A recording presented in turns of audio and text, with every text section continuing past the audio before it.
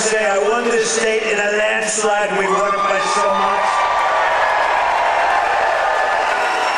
And remember, I had the couple of little statements: too big to rig, make it too big to rig, because these people cheat like hell.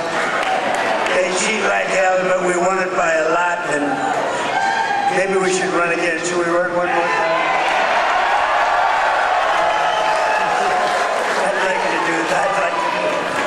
But I got more votes than any candidate in the history of Pennsylvania. Can you believe that vote? You would have gotten more. And today I'm especially honored to be here in the place that builds some of the toughest vehicles on the road, Mack Trucks. Mack Trucks is doing a great job. We have all of the Mack people, the chairman, we have the whole group here, all the leaders, the big guys. They're trying to get a contract for 15,000 trucks. 15,000. I said, that's a lot. I said, how many are you looking for? 10, 15? No, 15,000, sir. That's a lot of trucks. For more than 100 years, this legendary company has been making trucks right here in eastern Pennsylvania, building the heavy-duty machinery that keeps our economy rolling, our factories moving, and our industries rolling all across the nation.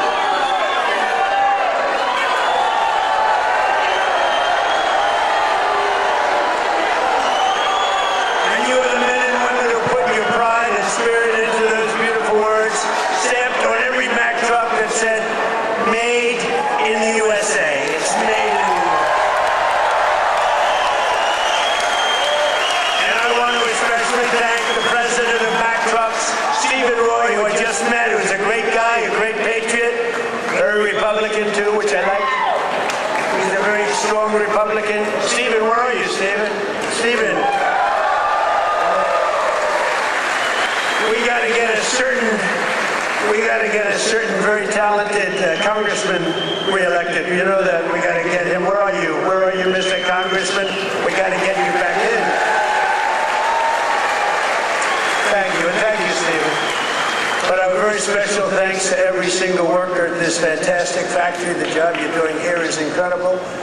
And I know you're applying for a big one, and we'll see how that goes. We'll have to call up some people and see if it's good. If your price is right. Is your price right, Stephen? I don't know. Maybe we'll get it down a little bit. We'll get it down. 15,000 trucks. That's a lot of trucks. But that's what this is all about. It's greatness. You built this country, and you are the ones who are making America great again. We're the hottest country in the world. For decades. For decades, the workers of this Commonwealth watched globalist politicians let other countries rip you off and close your factories, rob your jobs, take them away to foreign lands. And then I came along. We stopped it very quickly. Then we had a rigged election. But they were so stupid they kept everything going a little bit for us.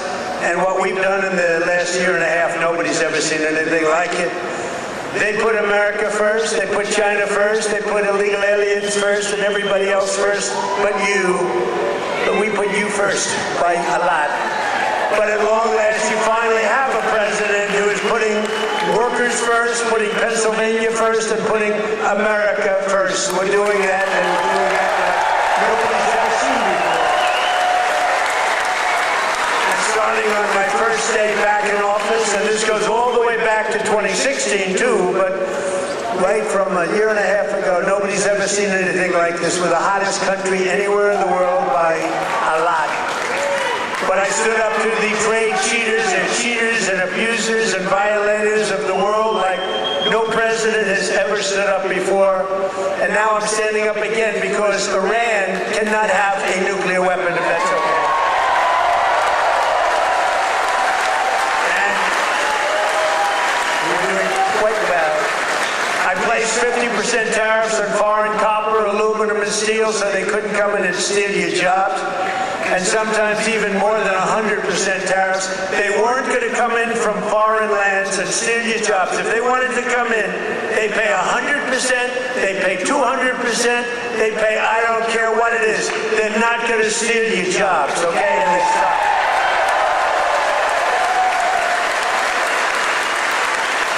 And right now we have more factories being built, and I mean car factories, AI factories, factories of every type that we've ever had in the history history of our country by 3 times.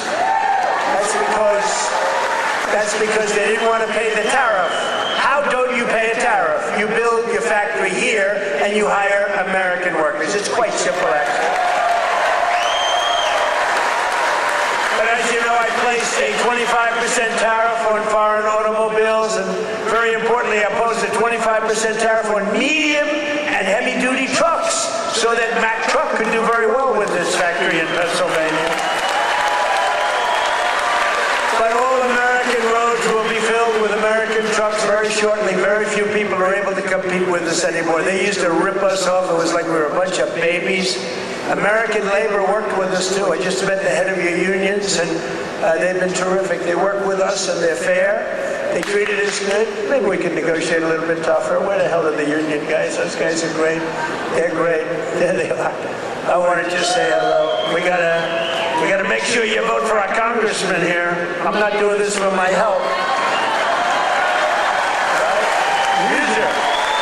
We even have music. Within a single year of taking office, I slashed trade deficit with China by the largest amount in the history of trade. And we, by the way, have the biggest trade deficit cut in the history of our country, 67%. Think of this. We had a trade deficit. We cut our trade deficit. If you're a president and you cut it by 1%, they say, oh, you're doing a great job. 2%, you're a genius. I cut it by 67%.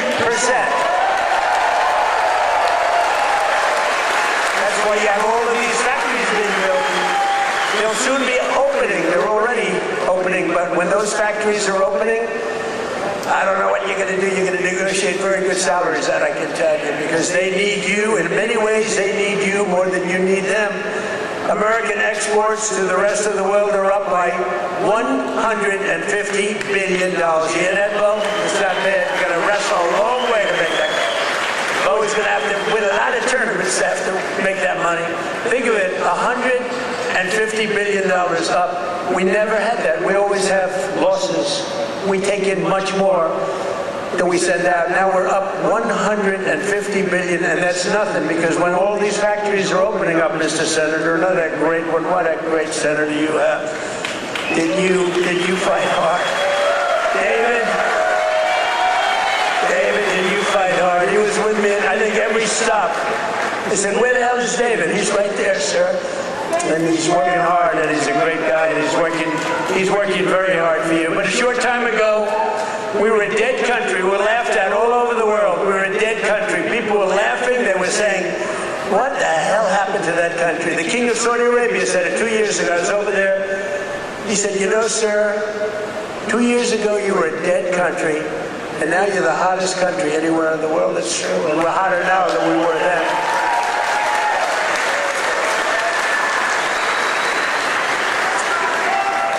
He then proceeded to announce that he's investing $2 trillion in our country, along with Qatar, along with UAE. Bahrain is investing, Kuwait's investing, but countries from all over the world, they're all investing in the United States. 2 years ago, they wouldn't even think of it. They thought we were finished. When I went to China 2 weeks ago, I met with President Xi, and we greeted each other, and he looked at me and said, man, do you move fast. Because they thought they had us, but now it's really the opposite. We are doing numbers that nobody's ever seen before. We have a great meeting. But as you know, we just achieved a historic peace agreement with Iran to end the conflict in the Strait of Hormuz. And by the way, yesterday, 19 million barrels of oil flowed out of the Strait of Hormuz. A very beautiful.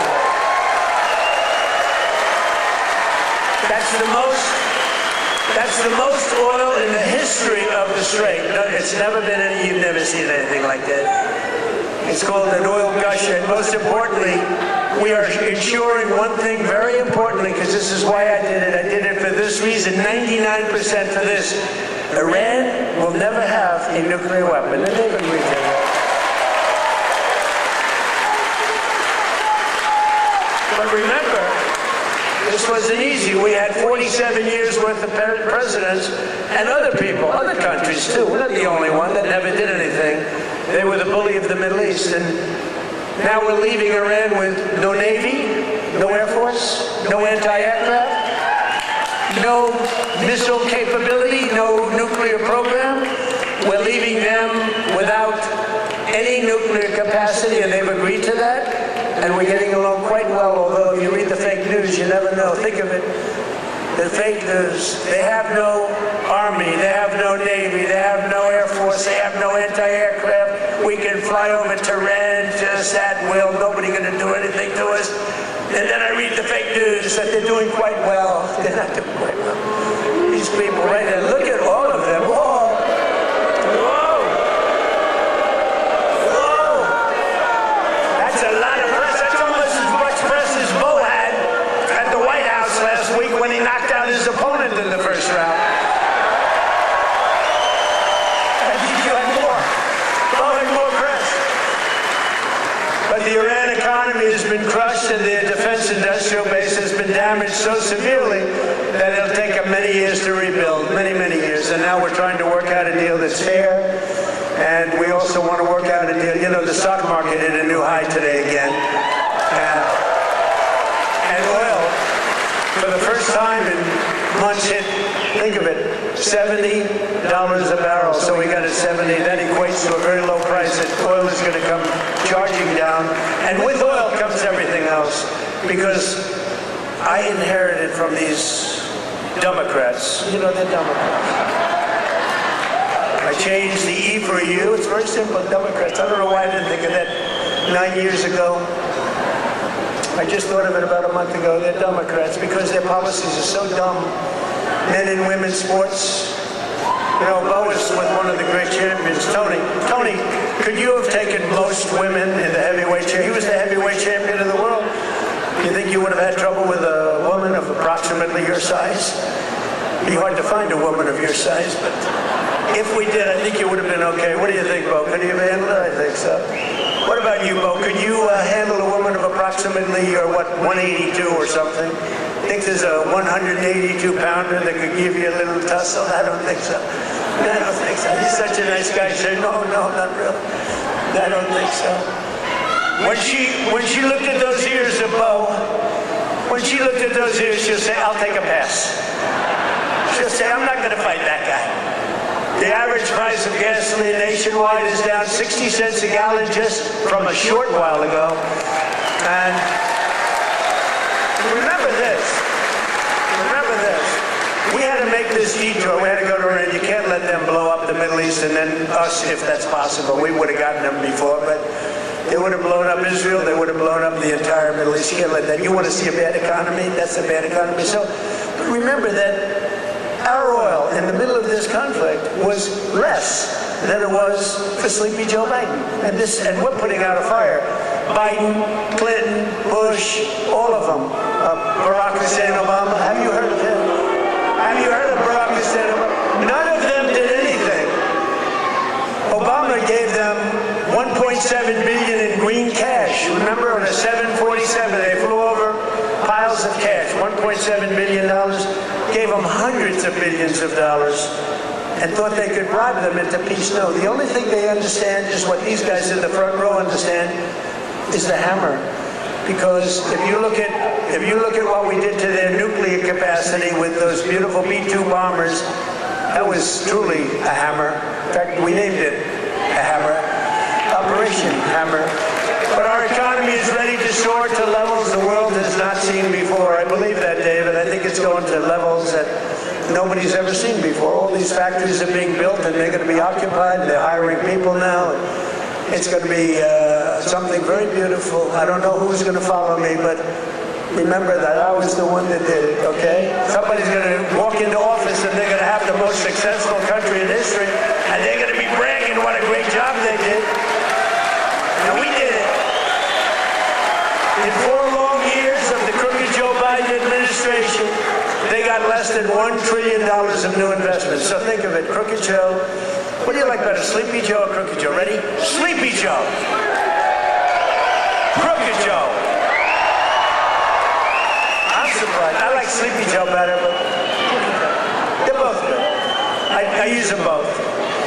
But in less than 1 year, so they did much less than $1 trillion of investment from outside the world. Much less than $1 trillion. We just have the final, we had 11 months and 18, but we just got the final $19.1 trillion in 12 months. Can you believe it? Investment from all over the globe. And since the election, the stock market has set 73 all-time records. In other words, yeah, sit down. We got plenty of time. It's an honor that you all stand. Oh, look who we have, the Wall. Stand up, Wall. Look at this guy. I'm going to get a suit just like that guy. I'll bet he's been to 200 rallies. Him and, where are my guys? Oh, look at my guys, front row Joes. I got these front row Joes. Where are the women from North Carolina? They're here. They travel all over the world. I don't know what the hell's with their husbands. These beautiful women from North Carolina. They travel all over. They went to 200 rallies. How many rallies have front row Joe's gone to? Hundreds. Everyone. And then it was very sad. My last rally, I said, I may never see you again, right? And then we won the election in a landslide. And who the hell do I see? I see my front row Joe's. So I'm happy about it. Thank you. What a group. We had some group. We'd be all over the place. And when they didn't make the front row, it was very demeaning to them. They were not happy, right? But the front row, they became actually very famous, front row Joes. And the typical 401k, as you know, is up almost $30,000 in, it was 12 months, it was 13 months. It's up 44%. Think of that, up 44%. Because, you know, as goes the stock market, so goes a lot of your own wealth. And I tell about this police officer. I met a police officer first time, similar thing, but now the numbers are even more. I was in New York. I met a great police officer, New York finest. And he said, sir, I want to thank you. I said, for what? He said, my wife didn't think much of me very much. We were having marital difficulty, actually. She thought I was nothing. I'm a police officer. I'm a tough guy. I looked at him. The muscles were all over the place. He didn't suffer from that. But she thought maybe that muscle wasn't so good because he was always losing money in the stock market. And he said, sir, in the last year and a half, my 401k is up 74%, sir. And she thinks I'm Warren Buffett. She thinks I'm a super genius. I said, how are you getting along with her? He said, well, I'm not so sure I like her anymore, but that's like, I won't tell you that. I refuse to say that. He's getting along just fine. But a lot of people have come up to me, David, and they thank us 401ks, you know, the stock market. Who has a 401k here? Yeah, look, a lot of people. More Americans are working today than at any time in the history of our country, and we've created over 32, think of this, 32,000 new jobs just starting in Pennsylvania alone. David, you have to get credit for that. And in the last few months alone, we've added 2,600 Pennsylvania manufacturing jobs, and that number is going to go much, much higher as the factories start to open. Because right here in Lehigh Valley, Eli Lilly has just announced, great company by the way, drug company, a $3.5 billion investment in a brand new state-of-the-art manufacturing facility right down the road. That's going to create over 1,000 jobs, just that one. Nokia is investing $30 million to expand its semiconductor testing and packaging operations, thousands of jobs.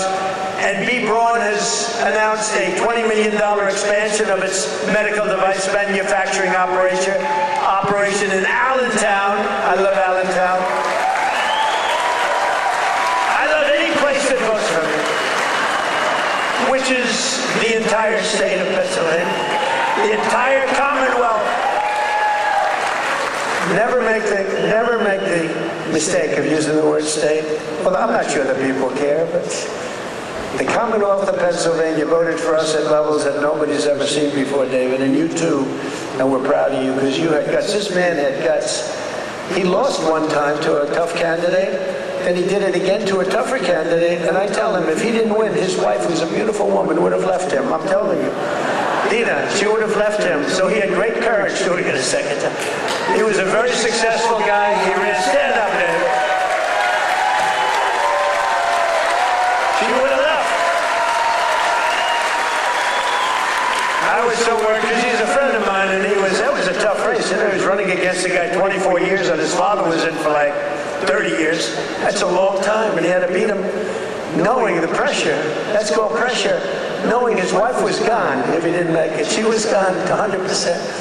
But he's married actually to a terrific woman. She probably would have stayed. I'm not 100% sure.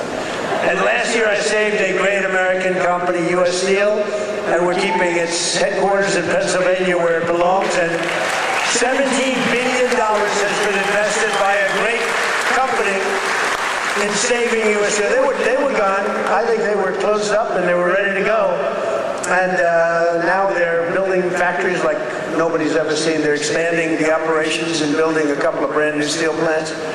They're up to over 17 billion, which is a lot more than they even told us. Because they've fallen in love with this Commonwealth. They've fallen in love with your whole area, the people. I think they've fallen in love with the people more than anything else is what they told me, because they've done more than they said they would. And thanks to our great Republican majorities in Congress last 4th of July, I proudly signed the largest tax cuts in American history. We gave you the biggest tax cuts in American history.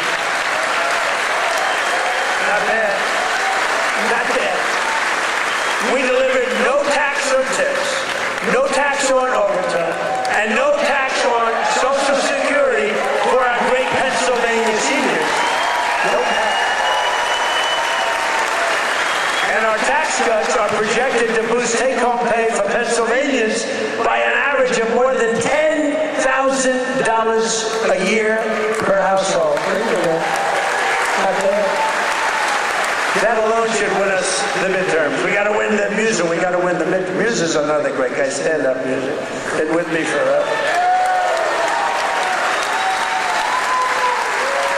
He was thinking about running for governor. I think he would have won, but he was thinking about running for governor. And they said, I want you to stay in Congress. I want you to stay. And we appreciate it. You've done a great job. But always remember, every single Democrat in Congress voted against our tax cuts. So think of it. All of those tax cuts and many more, they want to raise your taxes, not lower them. They voted against tax cuts. You know, all my life, I should have been political in that I found it very interesting. I was a very successful real estate person, but I love watching politics. And my whole life I watched politicians say, we will cut your taxes, we will cut. I never heard these people say, we will raise your taxes. This country has gotten very strange politically, especially with all the communists that are up for election. You know, you have communists. These aren't socialists, these are communists. And they're all up. How about the guy in Maine? He's got the Nazi stickers. He's got the whole deal, and they're trying to say so for 8 years, 10 years, they said Trump is a Nazi. Now they can't say that anymore because they have a guy with a tattoo on his chest. It's unbelievable. But they voted against no tax on Social Security. They voted against no tax on tips. They voted against no tax on overtime, and if they got into office, you will have all of those taxes and all of that money that you're saving, including the big savings on Social Security. It's going to all be terminated. You're going to have to start paying it. They want to pay it. I don't know what's wrong with these people. They voted in favor of the estate tax or the death tax on your farms and your businesses. You know, farmers and small business people, they love their children. If they love them, it's great. Most of the people love them. Some can't stand. Or people that can't stand their kids are not going to leave them 10 cents. But if you love your child, you want to leave your farm, especially from these farmers, it's born in them somehow. They want to have their children on the farm. The children don't want to leave, but sometimes they're land rich and cash poor. You know, I've known that expression too. I've oftentimes been land rich and cash poor. It's not a good period of time. And you die and you have an estate and they tax you at 40, 50, 60%, and they end up losing their farm, losing their small business, and in many cases, you don't read about this, they commit suicide. They actually go out and commit suicide because they're forced off their farm by a bank. They have to go out and borrow money from a bank, and they're forced to go out, borrow the money. They're unable to pay the loan at the bank. Even if it's a nice bank, they give them a chance, they give them another chance, and then they ultimately foreclose, they lose everything, and in many cases, they commit suicide. And I said, we're not going to have that crap go on. So you have no estate tax to pay on your small farm, small business, on your farms, your businesses. And you can, if you love your children, you can leave your farm or your small business to your child, and they're not going to lose it. If you don't love your children, then don't listen to what I'm saying, because it doesn't matter. If you don't like them, don't leave them anything. The hell with them. They probably deserve it. But think of it, the Democrats voted against the border wall. The border wall gave us the safest border. We have the safest border now in the history of the country.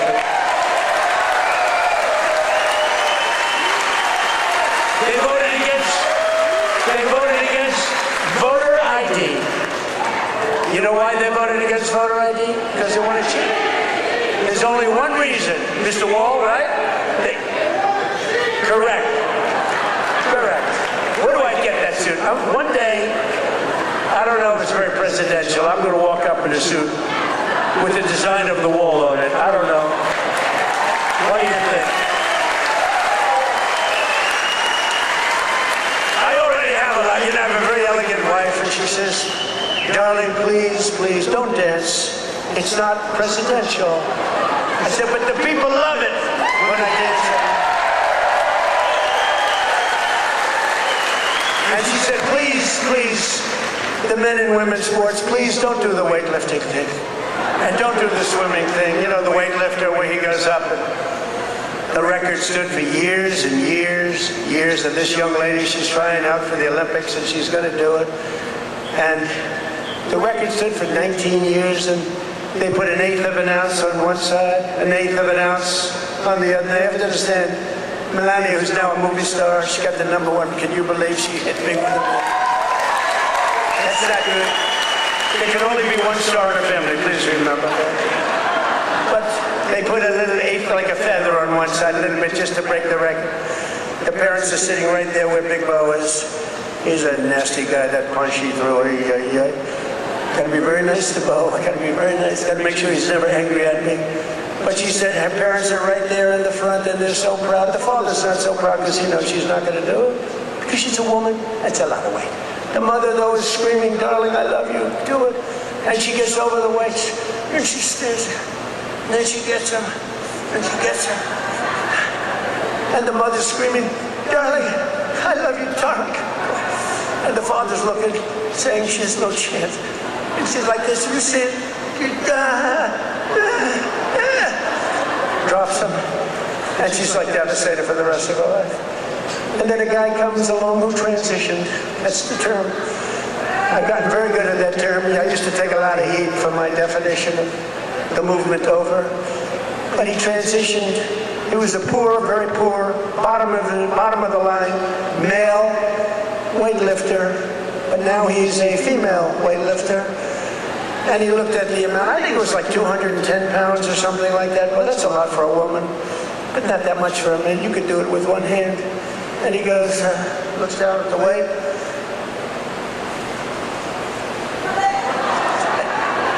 I think he did a few things for emphasis. And he won the medal. And everyone said, oh, isn't that wonderful? Are we crazy? Men should not be able to participate in women's.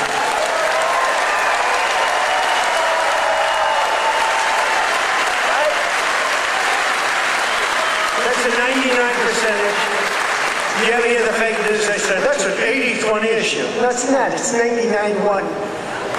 You know, I've been doing politics now for 10 years. Not that long, considering I won 3 elections. You know, so we got. But we did great in the second one. It was a rigged deal. But pretty short. But with all of that, and all of the time I spent speaking to people, they say, sir, could you cut taxes on this? Could you get me a tax deduction on a car loan? I did that. By the way, I did that. If you borrow money to buy a car, you get it. All these things. They asked me for hundreds of things. Not once did anyone ever come up to me and say, sir, please, this is so vital.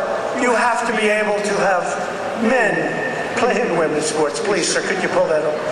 I've never had anyone ask me for that. So I say it's a 99-1 issue, not 80-20. The fake news back there, they say, oh, that's a tough issue. But I don't like talking about it because I want them to continue on with that. I want them to continue on with the, they're in favor of the mutilization of your child for transgender purposes, the mutilization of your child.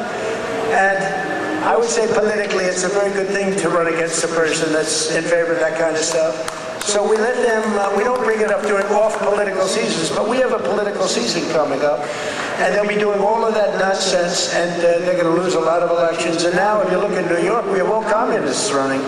They're all excited. They're going to win their primaries, but I can't imagine they can beat a normal Republican. So I think it's a good thing, Muser. What do you think? I think it's a good thing. Wouldn't you like to run against somebody like that? Well, Shapiro's not that much better, to be honest with you, but I would. They're all being forced. They're all being forced. A guy like Shapiro, he's going to be forced to the left. Otherwise, he's not going to get the nomination. But they voted against proof of citizenship. Think of it. We'd like to have proof of citizenship. You walk into the voting booth. Would it be okay, sir, if I looked at you and said, how dare you ask me for my citizenship? You know, in California, if you ask that question to a voter, you are criminally liable. In other words, they can put you in jail. If you say, sir, do you have proof of citizenship? They put you in jail if they ask that question. You're not allowed to ask that. Did you know that? It's the craziest thing I've ever seen going on. Hey, did they screw the kid, Pratt? Boy, he's leading, and all of a sudden he's lost. And it was sort of interesting. The election, you ever see an election where they're 2.5 weeks in? An election that takes weeks to count the votes? But after the evening, it looked like he was going to win, or certainly in the runoff.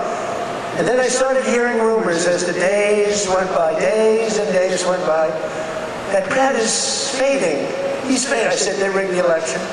And then lo and behold, he didn't qualify, even though he was so far up in the third place person that it was almost impossible, and he didn't qualify. And then it started happening with the next candidate, Steve Hilton, who's running for governor. He was up in front, just about leading, no problem. And all of a sudden, about 4 or 5 days after, this is after the election's over, they said, Steve Hilton is starting to lose votes. I said, here we go again. And I called up the U.S. Attorney in California. They said, we're going to have a number in the next week. Next week. I called up the very powerful, very good U.S. Attorney in California, and I said, do me a favor. Take a look. They're trying to steal that election, too. I guess they called up. They said, this is the U.S. Attorney call. We have your great U.S. Attorney here today, by the way, and your assistant U.S. Attorney. They're doing great. David, thank you. So over the next week, he was definitely going to lose, but the U.S. Attorney called. We want to check your votes. About an hour after the call, ladies and gentlemen, Mr. Hilton has won. So had I not made that call, Steve Hilton would right now be watching the election from home. So I don't know, he would have a great chance, but the election's totally rigged. California's totally rigged. All mail-in ballots, it's a disgrace. We got to pass the Save America Act, okay?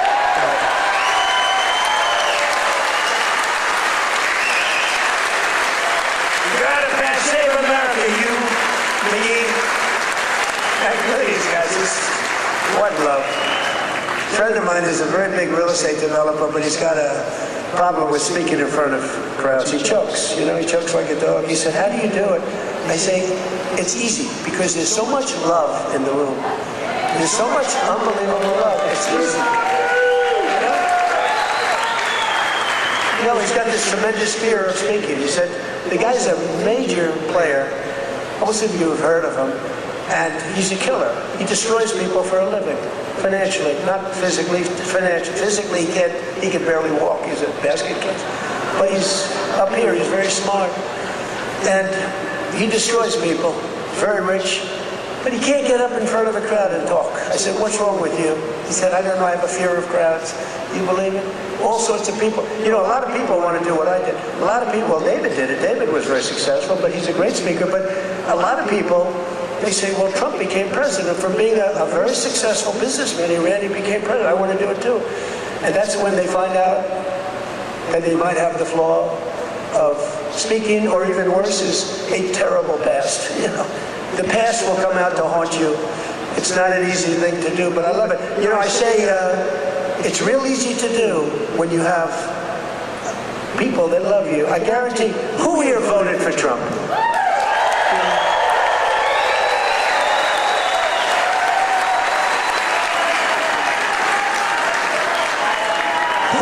Who didn't? What? This is dangerous, so don't raise your hand. Think you're going to be cute, because you might be a big problem, and they'll blame me for causing problems.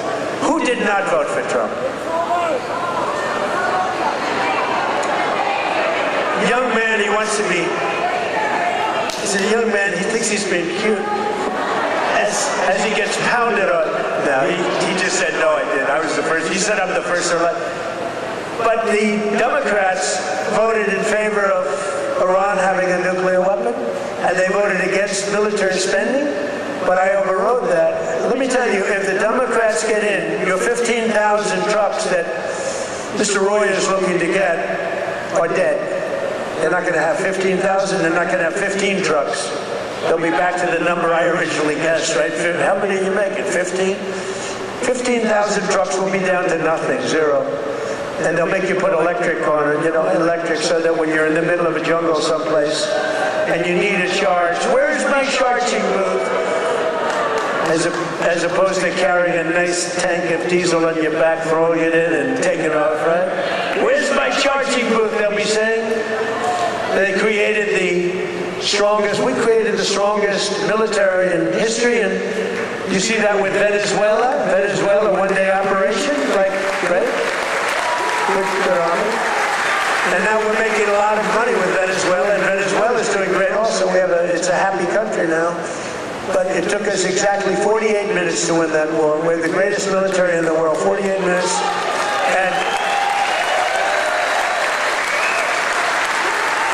And we paid for the cost of the war, wait till you hear this, 28 times already.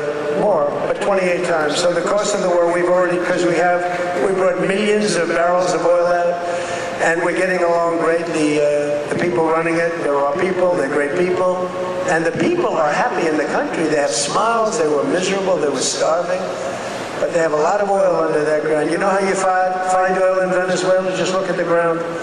You'll see oil bubbling up. They have so much oil. They don't know what to do with it, but they had a bad system. They're making more money now for the country than they've ever made before, and we're making a lot of money too. But also Iran, we knocked them out. 1 week it was essentially militarily over. Much bigger country, 91 million people. And much different ideology.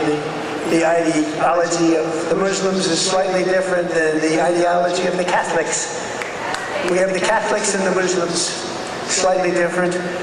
But Venezuela's been great, and Iran's been great. I mean, if Iran's reasonable, if they're smart, otherwise we'll have to finish the job, which will take about maybe less than a week. But they're going to be okay, I think. They're going to do what they have to do because we want to have it done. But they voted against lower energy prices, the Democrats did, and then they went on to create the highest energy prices that we've ever had in the history of our country. People don't realize that. Much higher than ours during a war.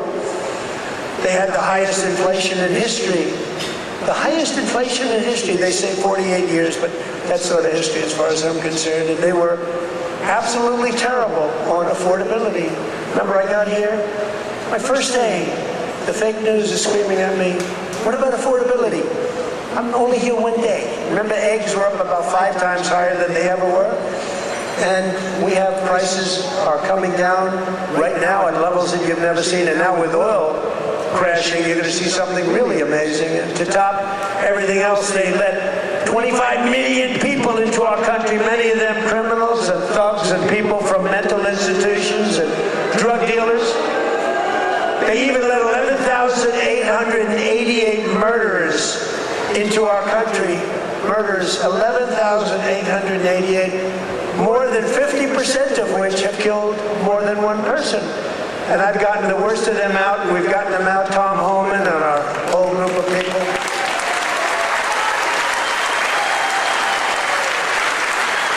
But the Democrats want open borders, and they want them all to come back in. You can imagine that. The people of this Commonwealth will never let that happen again. What they allowed to happen to our country, we can never allow to happen again. As an example, the war with Russia and Ukraine would have never, ever started if I were president. We can never let elections get rigged again. But we're pleased to be joined today by one of those Pennsylvanians who's benefiting from the historic tax cut, Sergeant Sam Elias, with the Bethlehem Police Department. Is a great guy. Sam works the night patrol so that he can help his wife take care of their 6 beautiful children during the day. And I'm told the youngest is named Melania. Can you believe that? The name Melania. Where did you come up with that one? After our great First Lady. So Sam is taking home thousands of dollars extra because of no tax or overtime. And Sam, you want to come up and say a few words? Come on up.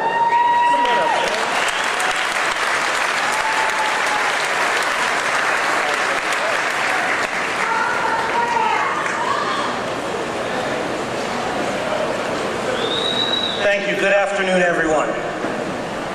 I'd like to express my appreciation to President Trump, Congressman Ryan McKenzie, and the entire White House administration. As a father of 6 children in a single-income household, I can tell you the Working Families Tax Cuts is a policy that helps my family. Hard work should pay off, not get punished with higher taxes. No tax on overtime, no tax on tips means more money in the pockets of working Americans. For my family, these savings have translated to what was once a day trip to the park, is now an overnight stay at the Jersey Shore. Bigger tax returns have allowed Americans to create new family memories and save for future projects. As the President said, I also work night shift as a police sergeant in the fine city of Bethlehem.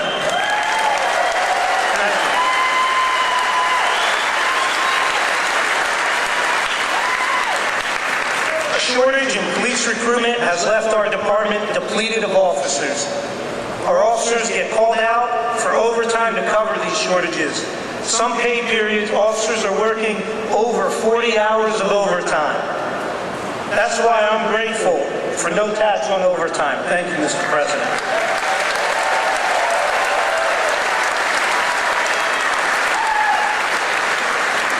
I'm also thankful for the support President Trump and Congressman McKenzie have shown for law enforcement.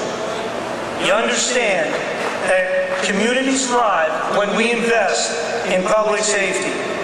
Congressman McKenzie has stood strong with public safety and working families. And that's why he's been endorsed by the brothers and sisters of Bethlehem FOP Star Lot 20.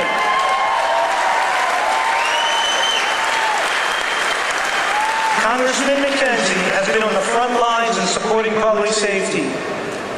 He secured $700,000 for the Bethlehem Police Department for much-needed technology and equipment upgrades at our police department, along with bringing home $1.6 million in funding for volunteer firehouses and infrastructure.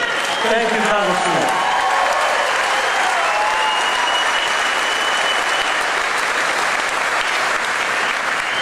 I'm a very grateful American. A son to Lebanese immigrants who came to the United States 50 years ago in pursuit of the American dream. My 80-year-old father is here with me today.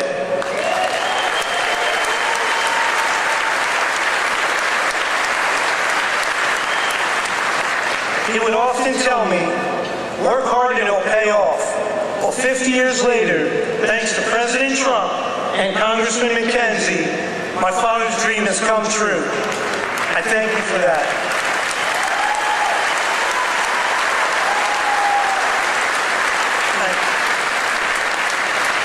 Additionally, thank you to President Trump and your entire administration.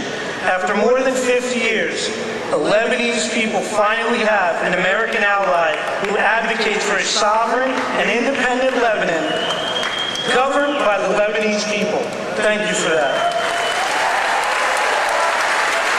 Mr. President, you have the support of almost 20 million Lebanese people worldwide.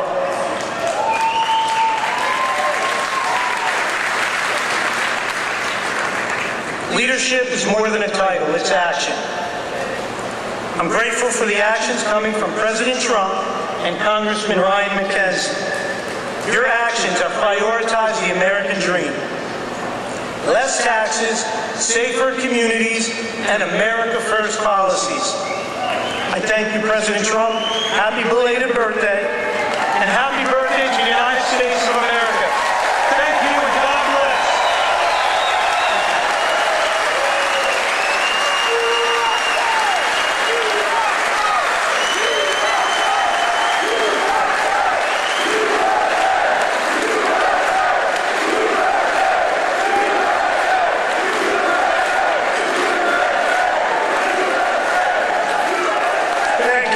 I just looked at all these pages. I said, oh, we're in trouble. But you know what? That was good. That was a good job. I was a little worried when I saw the page. Very good. Great job. Sam, where's your father? Hello, Bob. How are you? Got a good boy. Got a good boy. Yeah. Taking care of your people. So our administration is also delivering one historic win after another for another group that works a lot of overtime, and that's our great auto workers. We have a lot of auto workers in here today. Just as I promised the UAW workers, and we did great with them, you know, Republicans, I don't know, for whatever reason, they don't do like I do. But in the campaign, I ended Biden's insane electric vehicle mandate, that crazy mandate, which meant that in a short while, all cars had to be all electric, and many of them would be built in China and others in foreign countries all over the world. That's what was going to happen, and I stopped that. I ended it in my first week in office. I ran on it. And you know what? If you like electric cars, I think that's great. I wouldn't say Elon was thrilled with what I did, but he understood that. But if you like electric cars, I think it's great, but you have to have the right to buy a regular, I mean, we have more gasoline than any country anywhere in the world. If you want to have gas, if you want to have a hybrid, you can have whatever the hell you want, including electric. But I terminated Biden's disastrous fuel emission standards that would have crushed Mack Trucks. Mr. Roy, your company would be crushed if I didn't do that. You wouldn't be bidding on anything, neither would anybody else. It was the most insane environmental regulations ever conceived of by man. It was totally unreasonable and ridiculous. And you can sell trucks for much less money that are now much better trucks that work, that actually work. And we made interest on auto loans, fully tax deductible, but only if you buy a car that is made in the USA. Otherwise, we're not interested.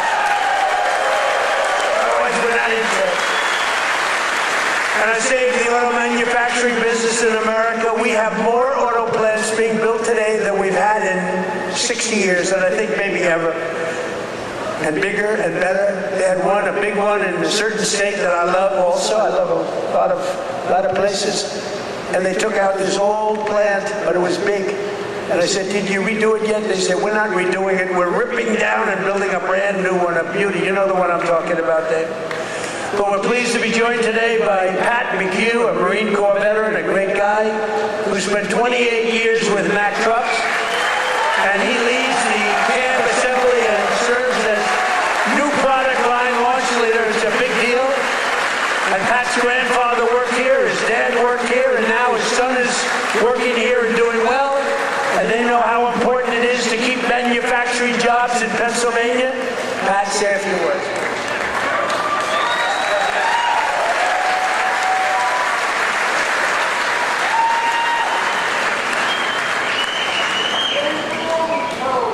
Wow. Good afternoon, Mr. President.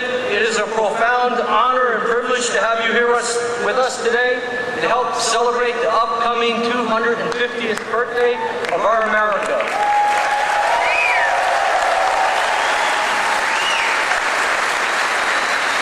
And most recently, our 125th anniversary of building Mack Trucks.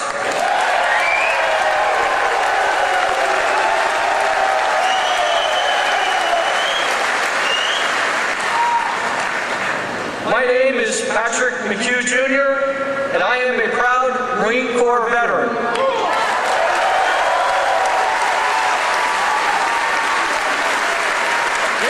addition to that, though, I am an even prouder Mack Truck employee.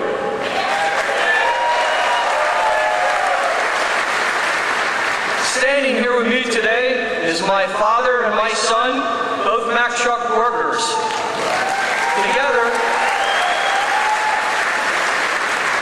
they have a combined 78 years working experience building the greatest trucks on earth.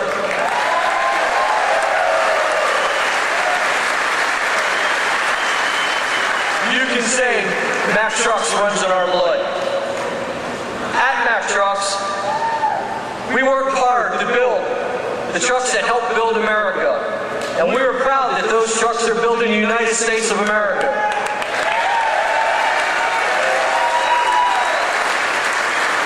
Along with our UAW colleagues, we're open for business and we're producing the best quality trucks we ever have.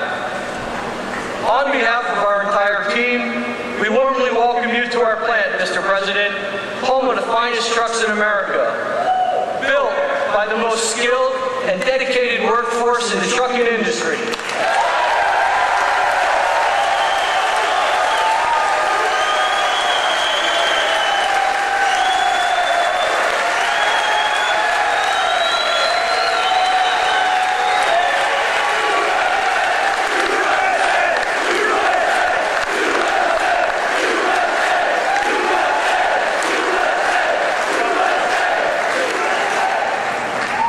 So, Mr. President, I want to say thank you for choosing to highlight Mack Trucks on your visit today, and thank you for supporting our American workforce.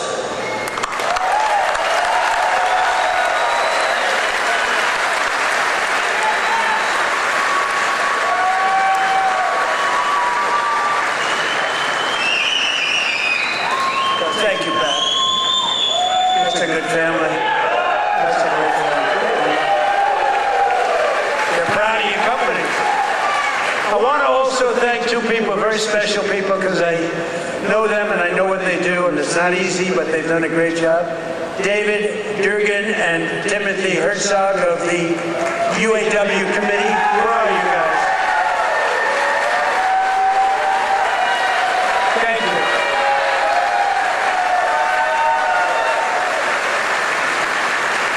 They do a good job representing you. Ease up just a little bit so they can get the contract. Just a little bit. Thank you, fellas. Get this congressman elected. That's what you got to do. But we're pleased to be joined also by Labor Secretary Keith Sonderling. Keith, where are you, Keith? Where's Keith? Hi, Keith. Good job. Is he treating you guys good? Is he all right? He better treat you good. A very special guy, somebody that everybody wanted. I have to tell you, everybody wanted him.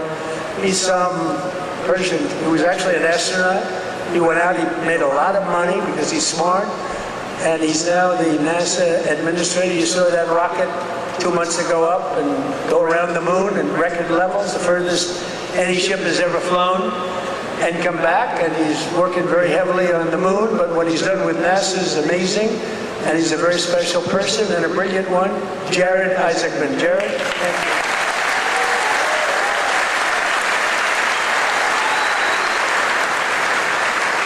Great job. As well as, I introduced him a little bit only by the name David, because he knows me and I know him by David. But David McCormick is your senator, and he's a brilliant person, brilliant businessman. And he loves the Commonwealth. He loves Pennsylvania, and this is where he wanted to be, and he had a rough, I told you, he had a rough fight. This was a rough beating, like 24 years, and a father for 24 years. And I don't know, I said, are you sure you know what you're doing, David? But you won, and you won easily, and I'll tell you what, you have a great senator, one of the best in the country, so I just want to thank you very much.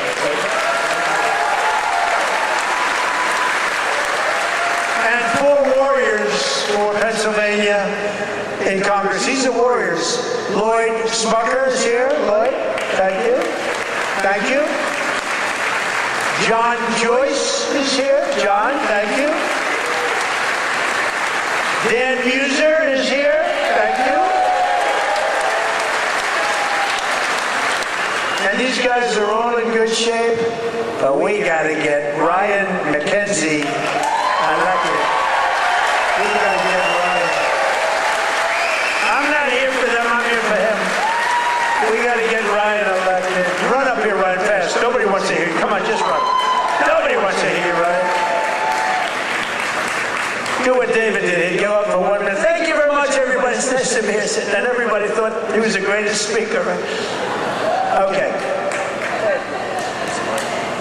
Well, Mr. President, I can't thank you enough for coming here to the Lehigh Valley, highlighting the great men and women of Mack Trucks, doing all the work that you do in Washington, D.C. for our veterans, our first responders, and everybody across this country to continue to maintain America as the greatest country in the world.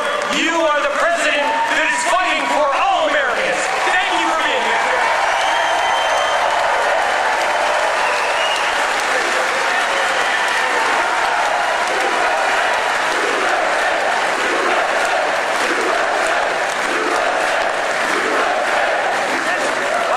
That's great.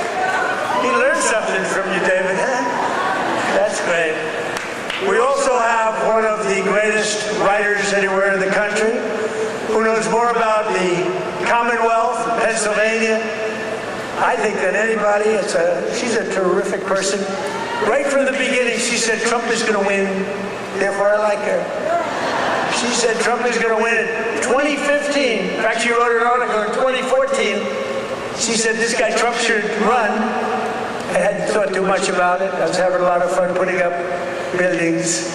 But she was very early on, and I really mean, I don't think there's anybody that knows more about it. They used to call it the Rust Belt. I call it the Money Belt now. It's gone from the Rust Belt to the Money Belt.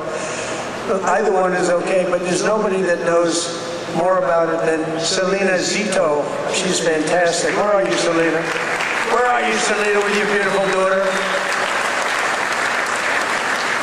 Thank you, Selena. Selena's an incredible woman, and her daughter is following in her footsteps. She's just been so good. Very powerful writer, actually. Some of the biggest papers in the world. It's nice to have good stories on occasion, truthful stories. Thanks as well to the president of the NRA who's here with me, Bill Bockenberg. Bill, stand up.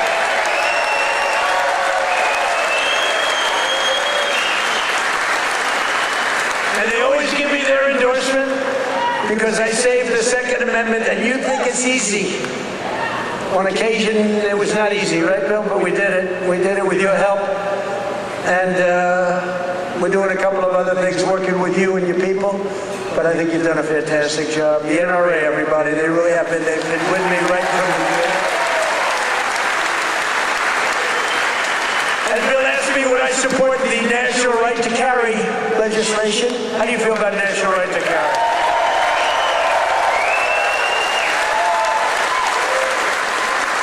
That's my free poll. You know what that is? That's a free poll. I don't have to pay $300,000 to somebody that doesn't even do polling, you know? You give you phony numbers. See, those are real numbers. National right to carry. Yeah, we're working on it. And we have a very special guest who you just saw on the highest rated fight show ever in the history of television, the UFC Freedom 250. So this guy, well, I just have to set it up a little bit if I don't mind. Because I'm thinking, you know, I'm a similar size. I weigh more than he does, actually. So therefore, I have a tremendous physical advantage over him. His muscles are slightly harder and slightly younger.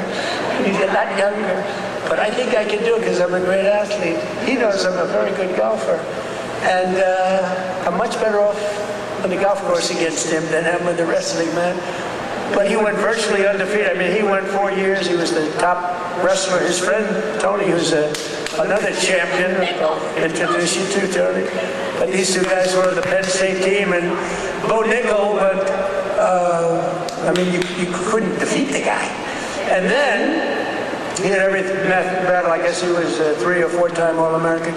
But then he turned pro and he went to the UFC. Did you find them tougher? What? Yes, a little different. You know, a little different, but he's won just about everything. But he had a big fight last week with a lot of pressure, with the White House in the background. And he's a guy that I like. I met him a while ago. I looked at the ears. I said, man, this guy's a fighter. You can tell a lot by the ears. And he told me, no, he doesn't mind the ears. He likes them. It's almost a symbol. For great fighters, it's a symbol. That's why I'm worried about you, Tony. You have pretty normal ears. But I got to know Bo a little bit, and I got to root for him. And I almost felt like his father up there. His father's great, but I felt like his father, so I was nervous for the fight.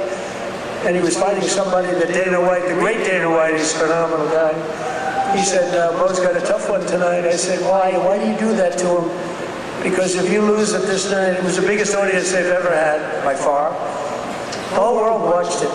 The people at the White House, we had 5,000 seats around the cage we built, and we had 100,000, more than 100,000 people in the park right next door. We had the largest television audience they've ever had, by far. They said, why do you have to give him such a tough opponent? He was pretty tough. But then it happened. So Bo is known as a great wrestler because he was the best wrestler by far in college. Nobody could beat him. And I figured Bo would be wrestling. But no, he wasn't wrestling. He was punching. I said, Bo, grab his legs and start wrestling. That's what you do. But he didn't do that. He didn't listen to me. And he got a shot off that was brutal. And in the first round, right, knocked him out. He was really knocked out. Great fighter. The guy was a great fighter. Is a great fighter. So I just want to thank, he's from Penn State. He loves Penn State. He is the NCAA wrestling champion. And just fantastic. And his friend, and you probably know, is also, I think you were roommates, right? That's a tough room. I wouldn't want to fight these two guys. Let's go pick on those two guys. I don't think so. But he was the heavyweight. And he lost a lot of weight. He weighed 35, 40 pounds. I asked him, how much did you wrestle? About 40 pounds heavier. In other words, you want to live, right? You decide to lose it. But he was also the champion, NCAA champion, and his name is Anthony Cassar. So come up here, fellas, because I want to just ask the audience a question. Come here, bud. So here's my question. If I work out for the next couple of months, really work hard, lifting those weights and really work, could I beat Bo or Anthony in wrestling? You're very disloyal. You're very disloyal. Say it.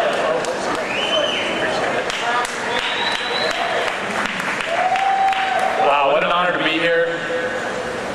I think walking up here I was almost as nervous as the fight, but it feels like a fight. Yeah, it feels like it, but this is exciting. I'm grateful to be here with everybody. So grateful to President Trump for making an event that, in my mind, never seemed possible happen. UFC Freedom 250 on the White House lawn. Unbelievable. I don't think there are too many presidents that have the courage to do something like that, and just so unbelievable. For me, both my parents were high school teachers. My dad was a wrestling coach. My grandpa was a wrestling coach, and I grew up around sports and just competing from 5 years old, and so to be able to do something like that is a dream come true, and it's just through hard work, effort, discipline, and a lot of time in the wrestling room, a lot of time in the cage that I was able to do that, and that's really because America is the land of opportunity, and if you set your mind to something and you feel passionate about what you do, you can accomplish anything, and thank you.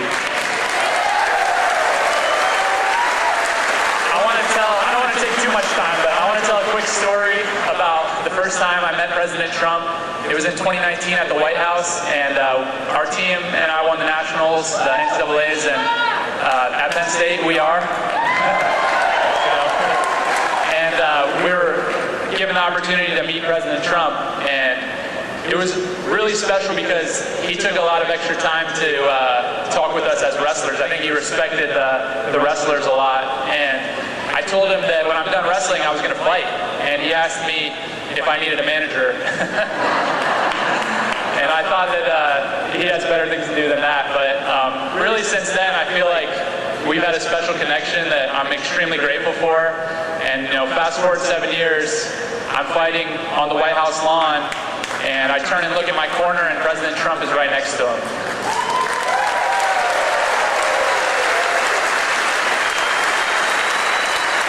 So it really felt to me like he was in my corner. I know that was something that was just so special, and I I feel like just incredibly grateful. And overall, the whole week of the experience, everything, the word that kept coming to mind and the emotion that I kept feeling was gratitude. And I'm grateful for President Trump, grateful for all my friends and family and supporters, and I'm grateful to be an American, and it's the best country on earth, and God bless you all.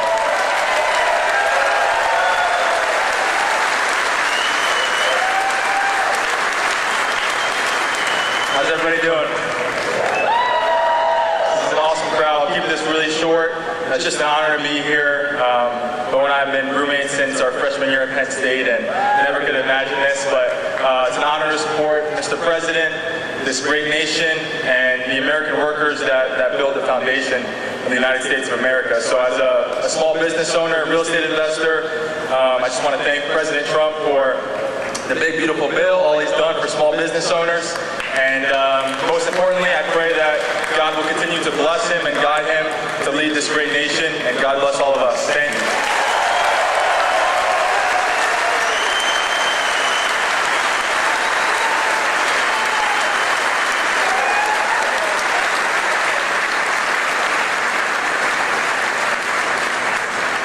Two great champions, that's great. It's good to have them here too. We have a lot of champions in the audience. These are two very special people. When you do that, I was saying to myself, you know, going into that ring and you got all these people, we had the richest and the biggest politicians, we had the biggest of everything. You couldn't get a ticket. The tickets were selling for some crazy numbers, I heard. We gave them away to everybody, but somehow some got out. And I was saying that's a tremendous amount of pressure, and you're fighting the toughest people on earth. I mean, these are the strongest, toughest men on earth.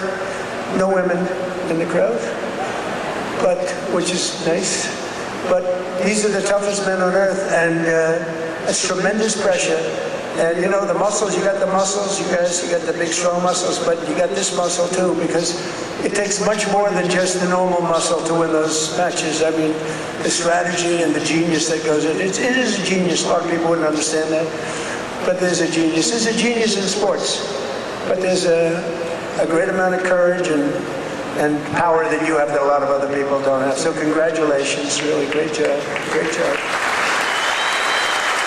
Good job, you. In everything we do, we're once again fighting for the people of Pennsylvania, and that includes our amazing Pennsylvania oil and gas workers. And I ended last administration's war on Pennsylvania energy, and I signed an order to drill, baby, drill. That's what we did. And you helped. The United States is now the #1 producer of oil and gas on earth, larger than Russia and Saudi Arabia combined by a lot. Look at that. Who would have thought that? We were in 4th place. Now we're larger than, and that doesn't include Venezuela. Include Venezuela once because it's essentially should be included. I also ended the war on clean, beautiful Pennsylvania coal. In fact, in my administration, you're not, because you know coal was dead. China uses it, other countries, very successful countries use it. The unsuccessful countries use wind, and those beautiful windmills that blow round and round and don't do anything except cost you money. Every time it goes around, you lose $10. You're supposed to make money with energy, not lose money. No, wind is every country that's using wind is a disaster. Every country that's using our beautiful substances from underground are doing very nicely, thank you. But in my administration, you're not allowed to say the word coal without preceding that word with the words clean, beautiful. So you say clean, beautiful coal. And I have Secretary of the Interior, Doug Burgum, who's fantastic, and Chris Wright, and they made a speech about coal, and they mentioned coal like 50 times in the speech. It's all about coal. And they kept saying, clean, beautiful coal, clean, beautiful coal. I said, no, it's enough, it's enough. But we're not allowed to use the word coal without saying, because what they can do with coal today is amazing. It is clean, it is beautiful, they can clean it. And it's a very powerful form of energy. And if you look at China, they're building 57 coal plants, big monster plants all over their country. And then we're not supposed to do that? No, we're doing that. Clean, beautiful coal. We've invested over $1 billion to save dozens of coal mines. We've saved them. They were ready to close, and some had closed. and more than 100 coal power plants, including the Keystone and the Conemaugh generating stations right here in Pennsylvania, as you know, are really moving now and employing a lot of people. They were all getting ready to close up. They were essentially closed. We're working hard to lower the cost for all consumers, and we want powerful energy. Under my administration, the most favored nation agreements on drug prices that we just did are delivering the largest prescription drug price cuts in history, with numbers like 400, 500, and even a 600% reduction from where it was. Think of that. That alone should win us the midterm. And the fake news back there refuses to talk about it because they know how good it is, because they can't produce it. They've been trying to do it for years. Favored nation. We paid the highest drug price in the world by far. As an example, for the fat drug, which Bo and Tony don't need to take, but a lot of people are taking. Who takes the fat drug? So in New York, think of it, it was costing a fortune. Many, many times, it was costing $1,300, and in London, it was $87. And a friend of mine who's extremely fat, sloppy, but very brilliant. He's a brilliant businessman, but he's a slob, there's no question about it. Very neurotic person, which you need sometimes to be successful. But he called me up, he used to call me Donnie. Donnie! Now he calls me Mr. President. That's a sign of great respect. But he said, President, I just came over here and I bought, I won't say it was Epic or whatever the hell it was, but I bought the fat drug. I said, I didn't know you used it because it's not working. And I used him as, he's begging me not to use his name, so I won't, but he's a very successful guy. He's actually a pretty well-known guy, brilliant business guy, worth a lot of money. And he checked, he just, you know, he said, well, how come in London I just sent out and I'm paying $87, and in New York I'm paying $1,300? I said, because that's the way the prices are rigged. And it's rigged, the whole world is rigged against us. And I said, but you know what? You brought it out better than anybody could bring it out, because I've been looking at it. They all said it was impossible to do. And I went to the drug companies. I said, well, it's not going to be any more. You're going to raise their price a little bit. You're going to lower ours a lot, because the world is bigger than us. So it really worked that way. And they said, well, we'll do it. They were very unhappy, but they knew I wouldn't get it from the countries, because you had to get it from the countries. Then I went to France. I said to a very nice man named Emmanuel Macron, I said, Emmanuel, you got to raise your prices on drugs. Of course I will not do that. Why would I do that? Because it's unfair. We're paying 10 times more than you, and you're going to have to raise them a little bit, and we're going to drop ours a lot. He said, no, I will not do that. I said, yes, you will. He said, I will not do that. I said, yes, you will. We're putting a 100% tariff on all wines and champagnes coming into the United States. He said, yes, I will do that. Okay. And I had the same conversation with Germany, with every country, with UK. Every single one of them within 5 minutes agreed to do it. Nobody could believe it. And they agreed to raise their price, and we have gotten the biggest price reductions in the history of drugs, medical. Nobody's ever seen anything like it. So instead of paying $1,300, you'll be paying about $175. Nobody's ever done that before. And this is on many, many trucks. A pill that sells for $10 in London and selling for $150 in Texas, any place, it's all the same in the United States. They basically discriminated, so now instead of $10, it goes to $20, because again, the world is a big place. And we would bring ours down to 20, from like 150 down to 20. This is the kind of price reductions you're getting. Go to Trump.com, by the way. And I didn't name it. That was Bobby Kennedy that did it with Dr. Oz. Everyone thinks I named it. I did not name it, but that site is through the roof. And these are the biggest price reductions in the history of our country for anything having to do with drugs, prescription medicine. So that alone should win the midterms. And there's a real chance that they would end it, because they're totally controlled by these foreign countries, the Democrats. So starting next week, weight loss drugs will be available for just $50. Think of that. For seniors who previously had to pay $1,200, $1,300, $1,400, couldn't pay it. Think of that. Now, they don't want to write, look, they turn the cameras off when I talk about it because they don't want good stuff for us, because they don't want us to win elections. And why, I don't know. Why they want to have people pouring into our country, why they want to have high taxes, why they want to have all of these problems that took place over the last 4 years in the last administration, one of the worst administrations in history. But the other ones wouldn't be much better because they have all of these crazy policies. They've gone communist. But just over 1 year ago, we inherited the worst border in history, but I quickly turned it into the most secure border in the history of our country by far. Almost nobody's able to get in. And in the past 13 months, and this is a chart kept by generally Democrat people, in the past 13 months, 0 illegal aliens have been admitted into the United States.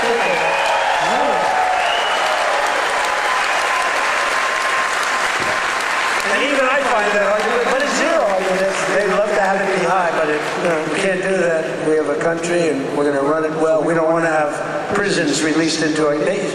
Some of these countries were emptying their prisons into the United States of America through the southern border. Prisons, prison population. Some of the countries had no prison population left. You know what that saves them? Some of them had no mental institutions. The mental institutions were taken. All of those people were taken to our southern border and allowed to just walk freely into our country under Sleepy Joe Biden and his group of thugs. Their group of real thugs. Weaponization, that's all they're good at. Weaponization and cheating on elections. In 2025, we achieved the largest drop in the murder rate ever recorded in the history of our country, despite the fact that we haven't gotten all of these criminals out of our country. We had the lowest since 1900, that's 125 years ago.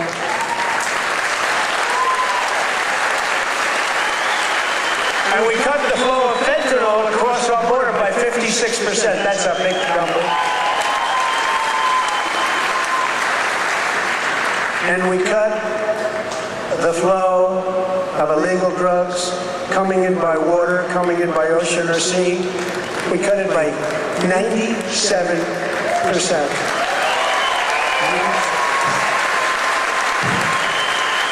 97%. It's very drastic, but people aren't traveling that way too much anymore. We have the most powerful. I built the military in my first term. We used it in my second term, more than I thought, but we have no choice. We have no choice. But think of it, we cut fentanyl. For years they've been interdicting. They've been grabbing boats, bringing them in, putting them in court. They go out by the same night, they're back sending drugs by the ocean, by the Gulf, by the sea. And now it's down 97%. And we're looking for the 3% because I think those 3% are more brave than Bo Nickel was any day. The 3% of the people that are willing to get into a boat to deliver drugs now, they are the bravest people perhaps anywhere in the world. But it won't happen long, but what we've done is amazing. Our military, we have the greatest military in the world. We have the greatest law enforcement in the world.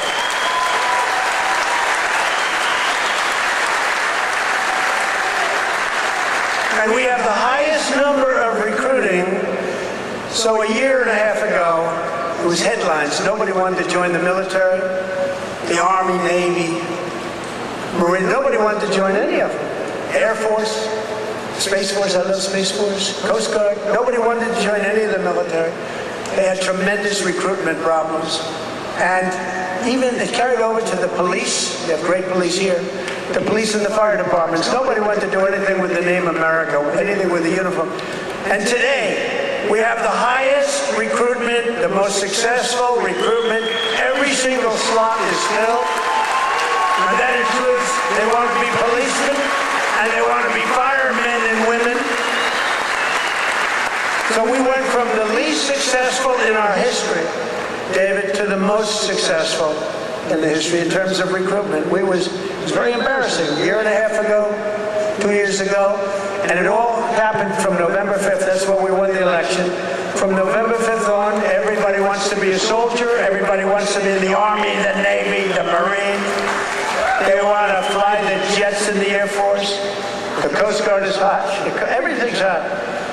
And of course, Air Force. You know, I started Air Force. That was a part of the Air Force. The Space Force was part of the Air Force. I said, no, it's got to be separate, got to do its own thing, and it's become. So we were in third place 4 or 5 years ago, and I put it in. We were losing to China and to Russia, and now we're totally ahead of both of them, like at numbers that they can't believe. Space Force could end up being one of your most important.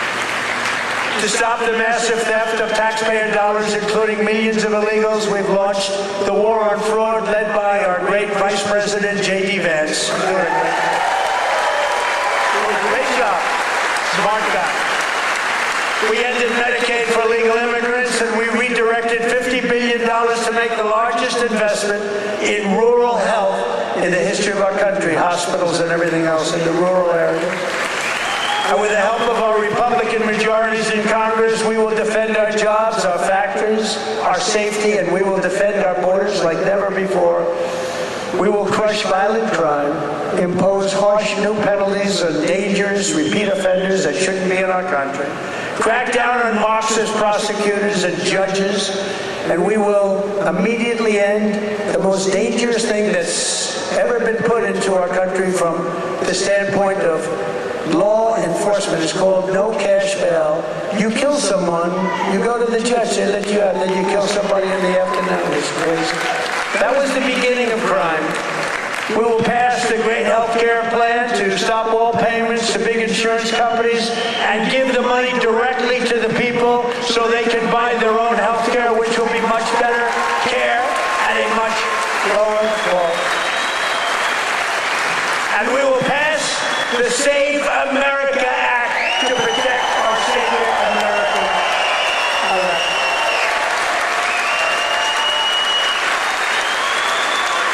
And in the Save America Act, it's very simple. All voters must show a photo, voter ID. Very nice. May we see a picture, please? All voters must provide proof of citizenship. And there will be no mail-in ballots except for illness, disability, military deployment, or travel. And we will also, in that same bill, enshrine in permanent law no men in women's sports